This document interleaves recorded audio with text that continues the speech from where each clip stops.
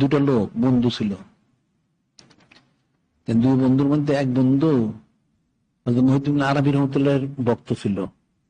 আরেকটা লোক কি কারণে একদিন তর্ক বিতর্ক বিরুদ্ধে কি বলছিল, বললাম তাদের বন্ধুত্ব শেষ হয়ে গেল, সম্পর্ক শেষ, সে আর তার সাথে সম্পর্ক রাখে না।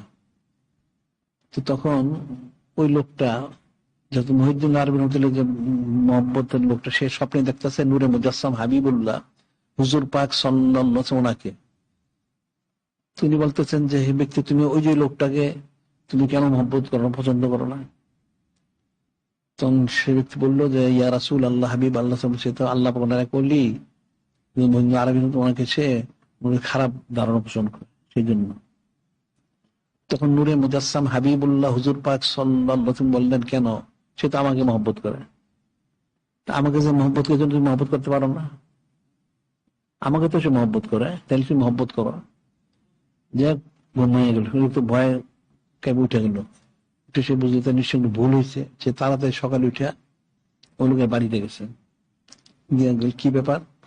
আমি তো এরকম একটা স্বপ্ন দেখছি, এরকম ব্যাপার, আপনি কি ব্যাপারটা কি?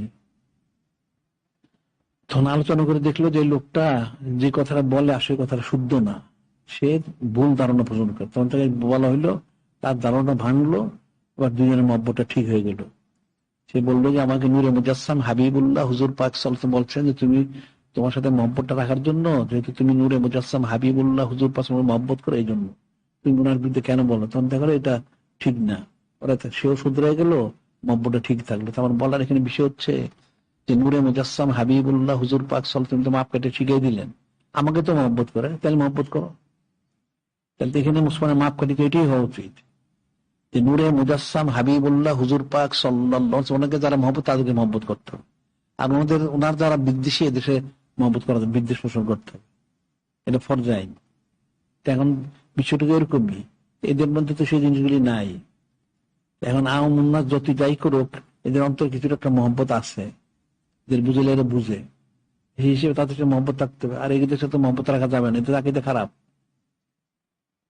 কুফরি আকিদা।